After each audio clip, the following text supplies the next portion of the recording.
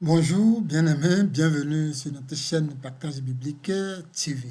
Vous avez devant vous le missionnaire Kodjovi Adjouda, appelé communément le frère Yao. Alors, nous continuons à partager sur les paraboles quant à l'évangile selon Luc. Aujourd'hui, nous allons partager sur cette parabole, la parabole de la lampe et l'œil. Selon Luc chapitre 11, le verset 33 à 36. Parabole de la lampe et l'œil. Alors, nous voulons comprendre certaines réalités que le Seigneur veut nous apprendre, à savoir que vraiment ces paraboles ont une leçon vraiment que nous pouvons tirer. Et si chacun arrive à tirer une leçon appropriée dans chaque parabole, vraiment, il sera vraiment heureux.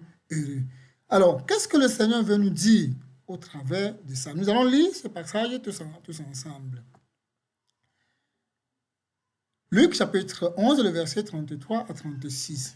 Personne n'allume une lampe pour la mettre dans un lieu caché ou sous le boisseau, mais on la met sur le chandelier afin que ceux qui entrent voient la lumière. Ton œil est la lampe de ton corps. Lorsque ton œil est en bon état, tout ton corps est éclairé. Mais lorsque ton œil est en mauvais état, ton corps est dans les ténèbres. Prends garde que la lumière qui est en toi ne soit ténèbres. Si donc tout ton corps est éclairé, n'ayant aucune partie dans les ténèbres, il sera entièrement éclairé, comme lorsque la lampe l'éclaire de sa lumière. Alors, nous voyons ici, nous voulons comprendre cette réalité que le Seigneur veut nous faire comprendre dans cette histoire de la lampe et l'œil. Vraiment, qu'est-ce que le Seigneur veut nous apprendre? Qu'est-ce que Dieu veut que nous arrivions à saisir dans ces paraboles? Dans cette parabole, qu'est-ce que le Seigneur veut nous dire? Alors, dans chaque parabole, bien quand nous voyons chaque parabole, c'est quelque chose qui a provoqué le Seigneur à parler ainsi. On va se poser la question, qu'est-ce qui est arrivé? Qu'est-ce qui a provoqué le Seigneur? Et qu'est-ce que le Seigneur veut parler clairement? Quel est le thème précis? Le thème précis de cette parabole que nous pouvons attirer, vraiment c'est quoi? Alors, le thème dans cette parabole que nous pouvons attirer, c'est celle-ci. L'importance d'avoir une vue spirituelle de la parole de Dieu, qui est la Bible. Vous voyez, ça c'est le thème principal. L'importance d'avoir une vue spirituelle de la parole de Dieu, qui est la Bible. Alors, c'est très important pour nous d'avoir la vue spirituelle de la parole de Dieu. Si nous avons la vue spirituelle de la parole de Dieu, nous sommes heureux. Parce que c'est cette vue spirituelle qui est la plus importante pour Dieu. Mais aujourd'hui, plusieurs ont perdu cette vue spirituelle de la parole de Dieu et se sont attachés à la vue physique ou charnelle. Alors, dans cette parabole, le Seigneur a voulu rendre au clair cette réalité afin que tout le monde reconnaisse que l'importance, vraiment, c'est d'avoir une vue spirituelle sur la parole de Dieu. Alors, on va se poser la question, qu'est-ce qui a poussé le Seigneur à poser ou bien à parler ainsi en parabole? Qu'est-ce qui lui a poussé à parler ainsi? Alors, nous voulons lire pour quelle raison le Seigneur a parlé en parabole pour nous démontrer qu'il est très important d'avoir la vue spirituelle de la parole que d'avoir la vue physique et charnelle. Nous revenons encore dans ce texte, dans le même texte, dans Luc chapitre 11, et nous allons lire le verset 27 et 28, qui est l'origine, vraiment ce qui a poussé le Seigneur vraiment à parler en parabole. Tandis que Jésus parlait ainsi, une femme élevant la voix du milieu de la foule lui dit, « Heureux le sein qui t'a porté, heureuses les mamelles qui t'ont allaité. » Et il répondit, heureux plutôt ceux qui écoutent la parole de Dieu et qui la gardent. Amen.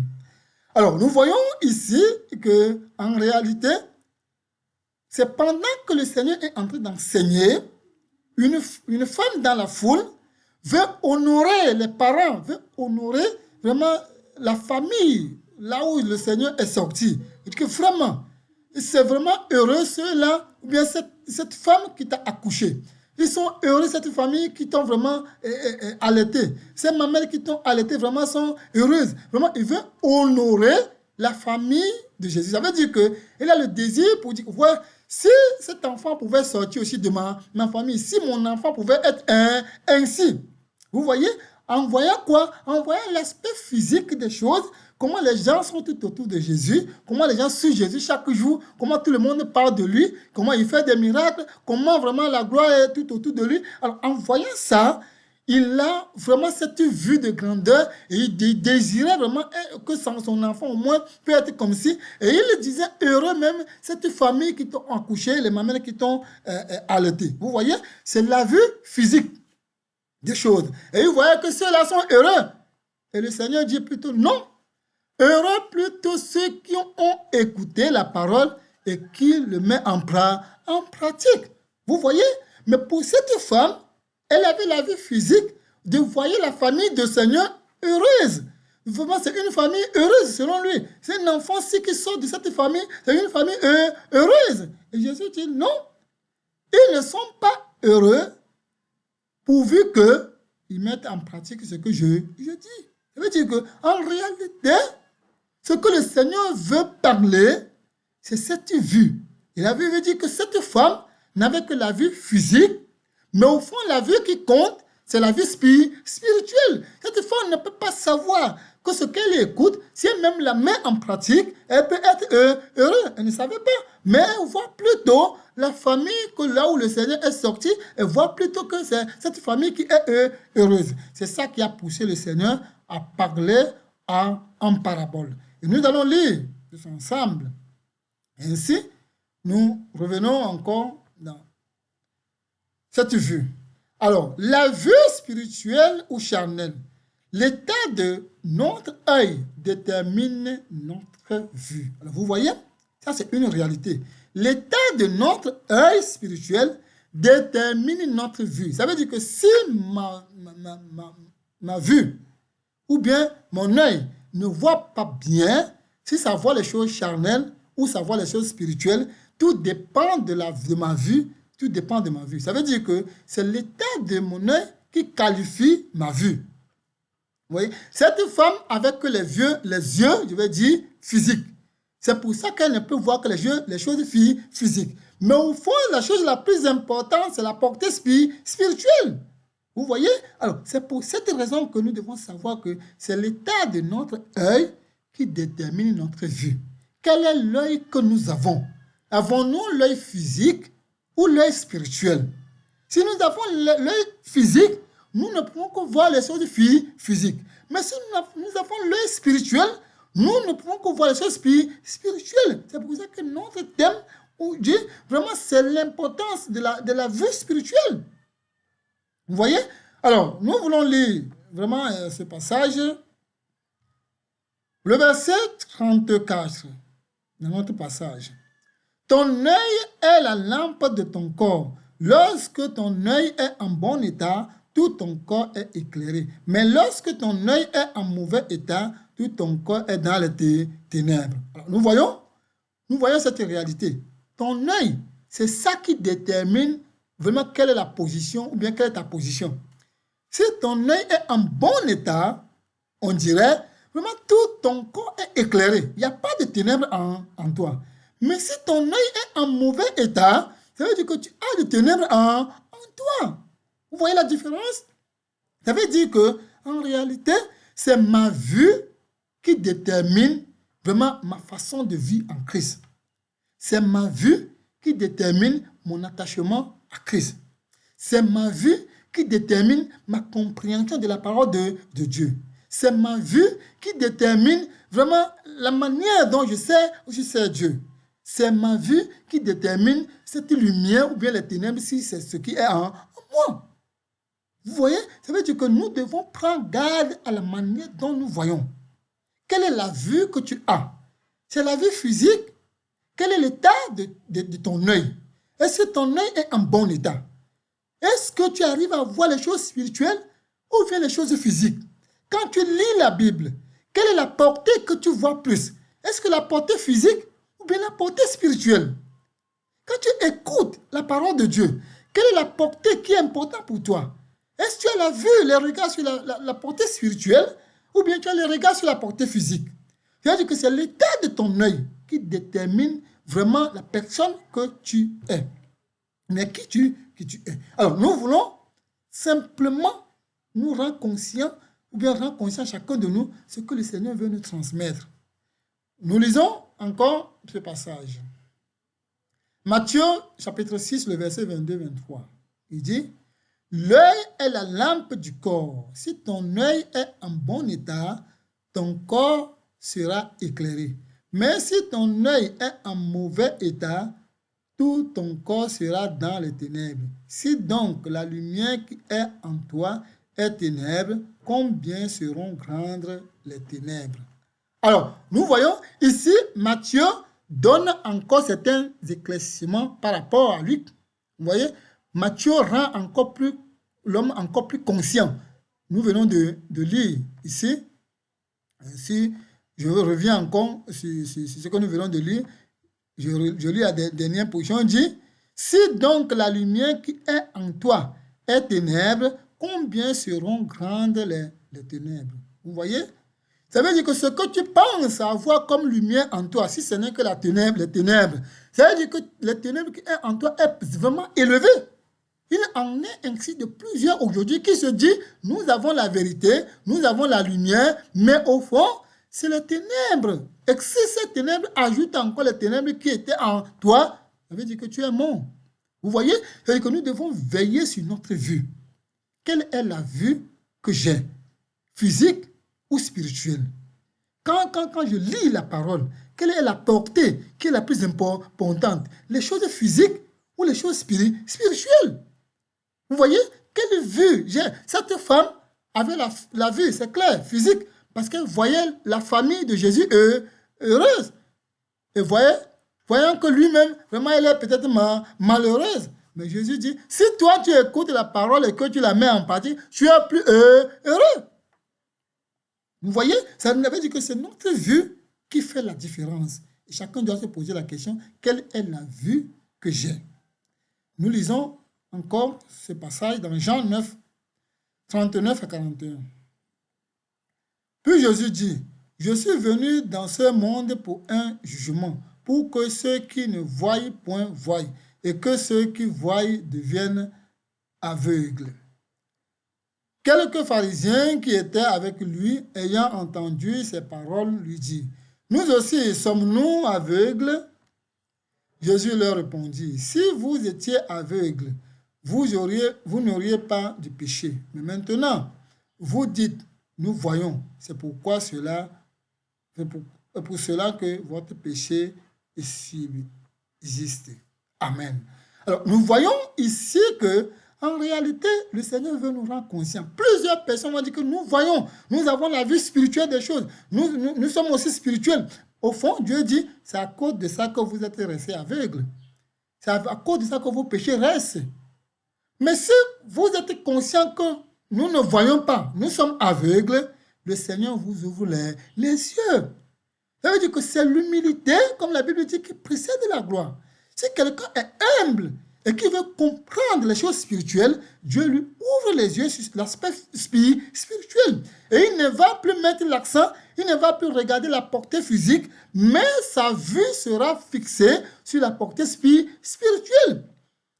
Pour ce faire, même si deux personnes partagent la parole, ils ne peuvent pas se comprendre facilement. Si une personne parle des choses physiques, ou bien à la vue physique, charnelle, et l'autre à la vue spirituelle. Ils vont parler de même texte, mais ils ne vont jamais se comprendre.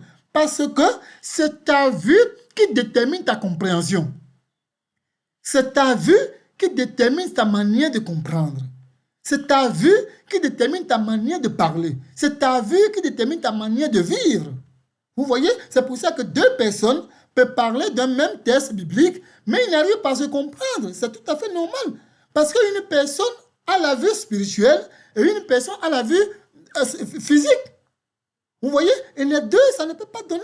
Puisque la vue physique n'est qu'une image qui illustre la vie spirituelle. Et c'est cette portée spirituelle qui est la portée la plus importante. Et si Dieu t'ouvre les yeux sur cette portée spirituelle, c'est là où tu es heureux. Vous voyez? Et c'est la chose la plus importante pour nous. C'est pour cette raison que ce que nous venons de lire, les pharisiens disaient, nous voyons, nous sommes déjà dans l'œuvre, ce n'est pas aujourd'hui, mais lui, il sort d'où? Vous voyez? Leur péché subsiste, ils restent aveugles. Mais s'ils sont conscients qu'attention, nous ne voyons pas les choses vraiment spirituelles. Alors, Dieu les aide maintenant à comprendre la portée spirituelle. Vous voyez, c'est pour ça que je dirais tout à l'heure que c'est l'humilité. Les grands pasteurs, les apôtres, comme il se dit, les grands docteurs qui enseignent, ils ne sont pas capables vraiment d'avoir cette vie spirituelle. Ils ne sont pas capables. Parce que Dieu dit, il a caché ces choses aux grands, mais il a fait grâce, il a aux humbles. Il a ouvert les yeux pour ceux-là qu'on ne considère pas. Vous voyez? Et c'est ce qu'ils n'arrivent pas à comprendre.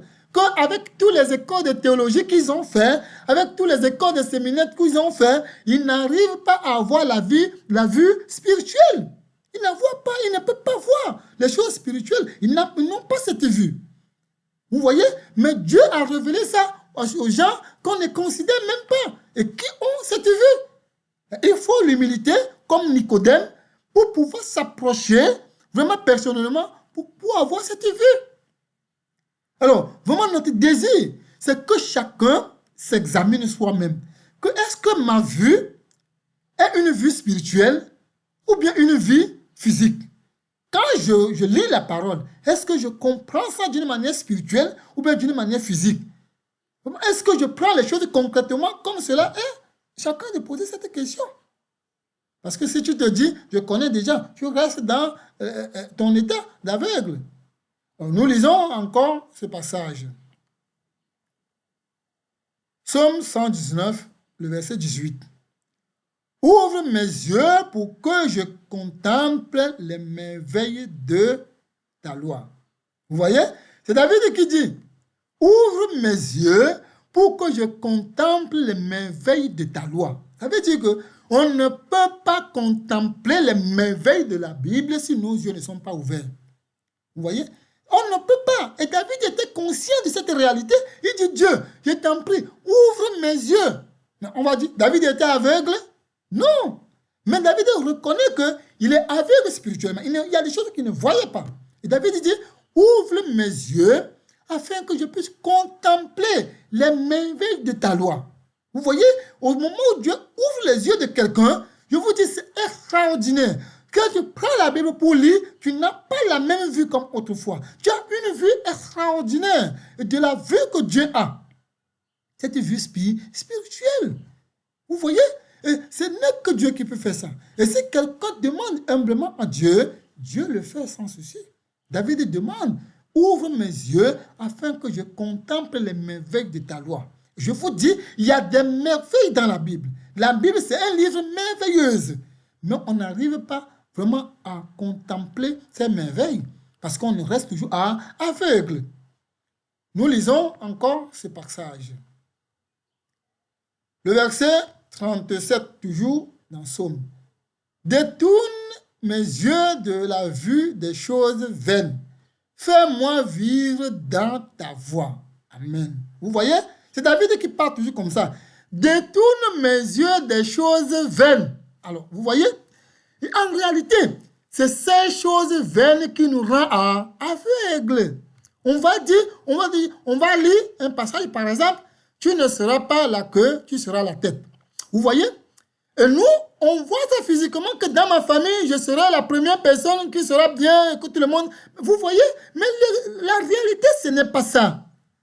Vous voyez? Nous voyons ça dans le cadre physique. Vous voyez, si ce n'est pas la queue, tu seras la tête. Vous voyez? Ou bien, on va lire un passage, vraiment, tu seras béni dans le champ, tu seras béni dans tes terres. On va voir que la bénédiction, c'est une chose physique. Les choses physiques, vraiment, sont des images qui illustrent les choses spirituelles. Mais si Dieu t'ouvre les yeux, comme David dit, si tu détournes tes yeux des choses vaines, tu vas contempler des merveilles. Et ces choses vaines sont des choses du monde.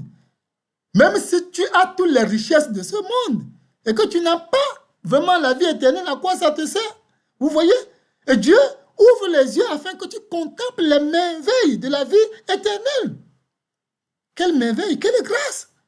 Mais il a caché ça aux grands. Et il a révélé ça aux gens qu'on ne considère même pas. Vous voyez? Combien de personnes peuvent nous suivre? Combien de personnes peuvent écouter ce qui est spirituel? Non. Mais vous voyez? Alors, David était conscient que, en réalité, il avait les regards sur des choses vaines. Il avait réellement les regards sur des choses vaines. Il dit, détourne mes regards des choses vaines. Ça, c'est vraiment une prière du cœur. Ouvre mes yeux pour que je contemple les merveilles de ta loi. Vraiment, c'est ce qui doit être la réalité de cœur de chacun. Vous voyez, plusieurs aujourd'hui ont les regards fixés sur des choses vaines. Tu vas voyager, tu vas aller en Europe, reçois la clé de ta voiture, reçois la clé de ta maison. Vraiment, tu seras la première personne dans ta famille. Tu seras heureux, tu seras comme si. Tu vas te marier, tu vas voyager. Ça, c'est des choses que nous aimons. Vous voyez, ce sont des choses vaines. Et Dieu dit, vraiment, je veux te ouvrir les yeux afin que tu arrives à contempler, comme David disait. Prie Dieu pour que Dieu te détourne des choses vaines, afin que tu arrives à contempler la gloire de la vie éternelle. Nous lisons encore ce passage, toujours dans Psaume 36, le verset 10. Car auprès de toi est la source de la vie. Par ta lumière, nous voyons la lumière. Amen. Vous voyez? David était conscient de cette réalité. Il dit, par ta lumière, nous voyons la lumière. Ça veut dire que quand Dieu t'éclaire, quand Dieu ouvre les yeux, c'est là où tu peux voir la véritable lumière. C'est là où tu peux contempler la vérité. Vous voyez? Mais aussi longtemps que Dieu ne t'a pas ouvert les yeux, tu ne peux pas contempler la véritable lumière. C'est pour ça que David dit, par ta lumière, nous voyons la lumière. Et que quand tu nous as éclairés, c'est là où nos yeux s'ouvrent et nous voyons maintenant la véritable lumière. C'est pour ça qu'il est très important pour nous d'avoir cette vue spirituelle. Que Dieu ouvre nos yeux. Encore ce passage, Ecclésiaste 11, le verset 7. La lumière est douce et il est agréable aux yeux de voir le soleil. Amen. Vous voyez? Ecclésiaste dit, la lumière est douce et il est agréable aux yeux de voir le soleil. Mais on va dire, en réalité, est-ce que c'est agréable aux yeux de regarder le soleil? Que quelqu'un fixe ses regards en haut pour regarder le soleil. Est-ce que c'est vraiment agréable? Non, vous voyez? Mais Ecclésiaste parle d'une manière spirituelle. Cette lumière est douce. La lumière que Dieu donne, si Dieu t'éclaire, quand il t'ouvre les yeux, c'est une lumière douce. Et c'est agréable de regarder ce soleil. Vous voyez? Mais physiquement, si nous voulons regarder physiquement le soleil, non, ce n'est pas agréable de fixer les regards pour regarder le soleil. Mais qu'est-ce que Ecclésiaste dit? Ce n'est pas moi qui le dis. Ecclésiaste dit, la lumière est douce. Et il est agréable aux yeux de voir le soleil. Mais comment? On va dire, est-ce que c'est agréable? En réalité, c'est agréable. Mais si tu ne comprends pas que c'est spirituellement qu'on parle, que c'est cette lumière spirituelle qui est agréable de voir, comment tu vas dire que c'est impossible? Mais au fond, si tes yeux s'ouvrent, c'est vraiment agréable de voir la lumière. C'est vraiment extraordinaire de contempler la vérité. Mais plusieurs s'éloignent parce qu'ils se disent déjà vraiment voyants.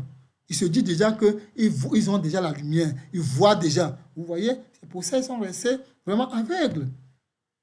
Dieu désirait que chacun de nous vraiment avoir cette vue. Que chacun ait cette vue.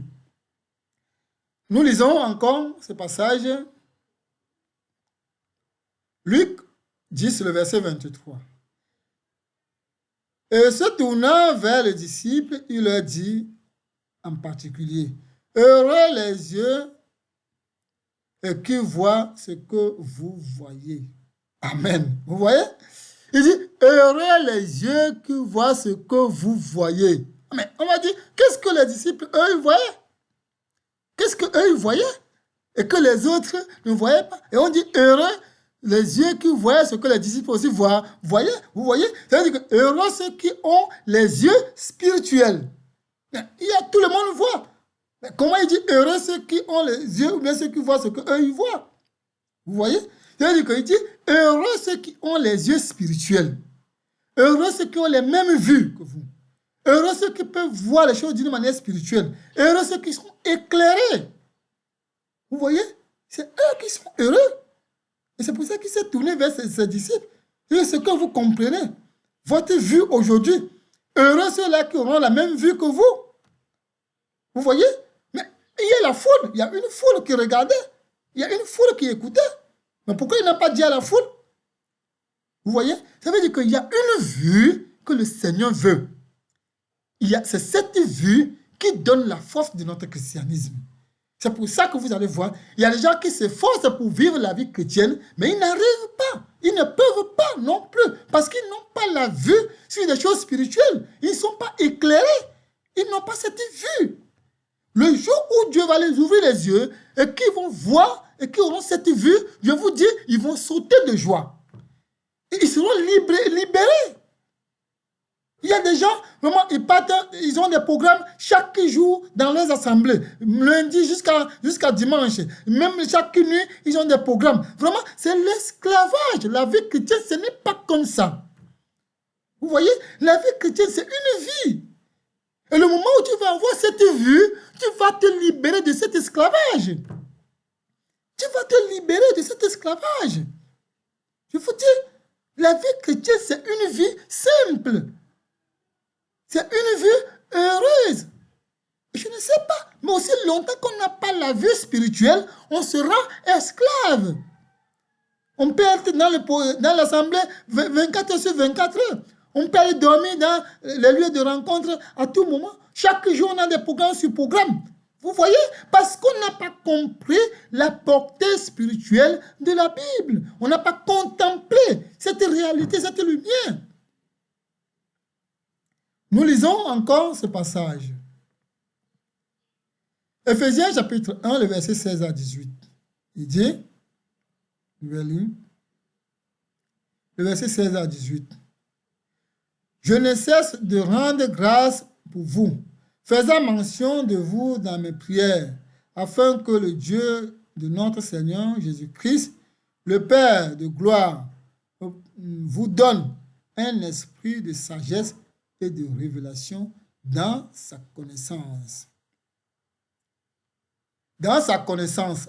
Et il ajoute ceci, il ajoute un passage encore, et non seulement qu'il a d'abord parlé de qui vous donne l'esprit de sagesse, mais il a encore ajouté quelque chose.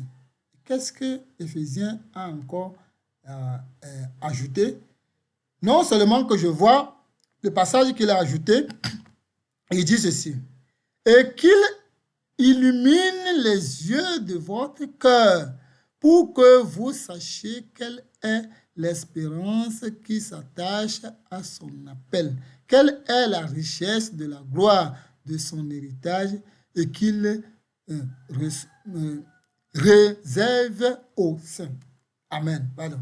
Alors, nous voyons ici que, en réalité, Éphésiens veut nous rendre conscients. Si nous revenons encore sur le passage d'Éphésiens, nous allons voir que ici déjà, il dit, je ne cesse de rendre grâce pour vous, faisant mention de vous dans mes prières. Il parle aux chrétiens, afin que Dieu de notre Seigneur Jésus-Christ, le Père de gloire, vous donne un esprit de sagesse et de révélation dans sa connaissance. Il a ajouté ceci, et qu'il illumine les yeux de votre cœur pour que vous sachiez quelle est l'espérance qu'il s'attache à son appel, quelle est la richesse de la gloire de son héritage qu'il réserve aux saints. Vous voyez? Alors, ici, Paul, étant conscient de cette réalité, qu'est-ce qu'il fait? Il prie afin que Dieu illumine les yeux de notre cœur. Comme il disait aux Éphésiens, vous voyez, que Dieu illumine les yeux de notre cœur pour que nous soyons capables de savoir vraiment, de s'attacher à la réalité, de savoir quelle est l'espérance qui s'attache à l'appel que Dieu nous a fait. Aussi longtemps que nous n'avons pas la vue de cette espérance, aussi longtemps que nous n'avons pas la vue de cette richesse que Dieu a préparé, cette gloire que Dieu a préparée pour nous, je vous dis, nous allons nous tourner vers des choses vaines. Nous allons nous attacher aux choses vaines. Mais ici, Paul dit, je prie que Dieu illumine les yeux de votre cœur. Ça, c'est ce que Dieu veut, que vos yeux soient capables de voir les choses spirituelles, afin que vous soyez capables de comprendre quelle est l'espérance, ce que vraiment Dieu a préparé pour nous, quel est l'héritage qu'il a gardé pour nous. Qu'est-ce qu'il est, je veux dire, la promesse qui est attachée à son appel, que nous soyons capables de découvrir. Et vous voyez que vous serez heureux. Et vous voyez que ce serait une joie pour nous. Et Paul dit, ça c'est mon désir pour chacun de nous. Que Dieu illumine vraiment le cœur, ou bien notre cœur, ou bien les yeux de notre cœur. Il parle de ces yeux spirituels, qui peuvent voir cette lumière douce, qui peuvent regarder le soleil. Il parle de ces yeux. Alors, que Dieu illumine nos yeux, afin que nous soyons capables d'avoir cette vue spirituelle. C'est ça qui est le grand problème de plusieurs aujourd'hui. On n'a pas la vue spirituelle des choses. Nous lisons encore ce passage. Luc 11, verset 35-36. Il dit, « Prends donc garde que la lumière qui est en toi ne soit ténèbres. Si donc ton corps est éclairé, n'ayant aucune partie dans les ténèbres, il sera entièrement éclairé, comme lorsque la lampe éclaire de sa lumière. » Amen. Vous voyez ce que Luc, il nous dit. Prends garde donc que la lumière qui est en toi ne soit ténèbres. Et c'est là le problème de plusieurs. Plusieurs ont bien commencé. Ont commencé à avoir cette vue. Mais après, ils se sont tournés vers des choses vaines et ont perdu de vue. C'est pour ça qu'il dit que prends garde à ce que la lumière qui est en toi ne soit ténèbres. Si la lumière qui est en toi devient ténèbres, vraiment tu es perdant. C'est difficile pour toi encore d'avoir cette vue. Mais il dit, si donc tout ton corps est éclairé, n'ayant aucune partie dans les ténèbres, il sera entièrement éclairé. Éclairé. Vous voyez? Alors, il n'est pas question que nous avons une partie dans les ténèbres, une partie dans la lumière, non. Mais que nous ayons la vue spirituelle des choses, que nos yeux vraiment soient illuminés, que nous soyons capables de voir cette lumière, que nous soyons éclairés, que nos yeux soient vraiment les yeux spirituels, afin que notre intérieur soit éclairé comme la lampe nous éclaire. C'est un exemple pratique qu'il nous donne. Quand on allume la lampe, on met à côté, ça nous éclaire. Il n'y a plus de ténèbres tout autour de nous. Il en est ainsi de chacun de nous. Aussi longtemps que nous n'avons pas cette vue spirituelle, nous n'aurons pas vraiment la réalité de la parole. La Bible, bien la parole de Dieu, c'est spirituellement qu'on en juge, comme la Bible elle-même dit. C'est spirituellement. Et si nous n'avons pas les yeux spirituels, comment pouvons-nous comprendre les choses spirituelles? Comment pouvons-nous comprendre les choses spirituelles si nous n'avons pas la vue spirituelle? Si nous sommes focalisés sur des choses physiques, comme cette femme, pour elle, vraiment, elle regardait plutôt la famille de Jésus. Mais nous devons comprendre que la chose la plus importante pour nous, c'est d'avoir la vue spirituelle. C'est d'avoir nos regards fixés sur le Seigneur. C'est d'avoir vraiment cette vue qui illumine vraiment notre cœur, les yeux de notre cœur, afin que nous soyons capables, quand nous lisons la Bible, quand nous écoutons la parole, quand nous prenons la parole pour comprendre, que nous puissions comprendre la parole dans le sens spirituel et non dans le sens physique. Que le Seigneur nous bénisse, qu'il nous renferme à l'égard de sa parole, qui illumine les yeux de nos pensées, les yeux de notre cœur, afin que nous soyons capables de voir cette lumière, afin que nous soyons capables de comprendre sa parole dans sa clarté, dans son sens spirituel, et lui transmettre aussi, et la vivre aussi dans le sens spirituel. Vraiment, que le Seigneur fortifie chacun de nous, qu'il nous accorde sa grâce, qu'il nous soutienne, et afin que nous soyons ses témoins véritables dans ce monde. Comme David disait, par ta lumière, nous voyons la lumière. Qu'au travers de cette lumière en nous, que d'autres voient aussi la lumière. Alors, je encourage chacun à s'attacher à sa parole, à s'attacher à la Bible, vraiment à prier afin que le Seigneur illumine les yeux de son cœur. Que chacun prie réellement, que le Seigneur lui donne la vue spirituelle. Que quand il lit la Bible, au moment où il prend la Bible pour lire, vraiment qu'il a la vue spirituelle des choses. Quand il écoute un message, qu'il a ses pensées fixées sur des choses spirituelles et non sur des choses vaines. Et vous allez voir comment le Seigneur va transformer votre vie. Et vous allez voir quelle joie vous aurez vraiment avec le Seigneur. Que le Seigneur nous fortifie, qu'il nous rend fermes. J'encourage chacun à s'abonner, vraiment à aimer vraiment la parole et à pouvoir vraiment davantage être vraiment ceux-là vraiment qui s'attachent à Dieu d'un cœur sincère. C'est pour ça que nous encourageons chacun à s'abonner afin que chaque message qui vient, que nous puissions partager. Et n'hésitez pas de poser des questions s'il y en a. N'hésitez pas de nous contacter. S'il y a des préoccupations, nous allons toujours partager tous ensemble. L'objectif, c'est de grandir ensemble avec le Seigneur. Donc, vraiment, je prie à chacun vraiment de se sentir libre afin de poser des questions comme il veut, vraiment de se laisser libre, sans crainte, vraiment de partager son avis sur chaque point. Que le Seigneur nous fortifie. Et si vous avez besoin de nous contacter, il n'y a pas de souci. Nous avons le contact. Vous pouvez contacter, c'est le frère Yao, mes contacts. Vous pouvez davantage nous contacter et nous allons partager tous ensemble. Que le Seigneur nous fortifie et qu'il nous rende grâce en toutes choses. Que son nom, seul Seigneur, soit loué.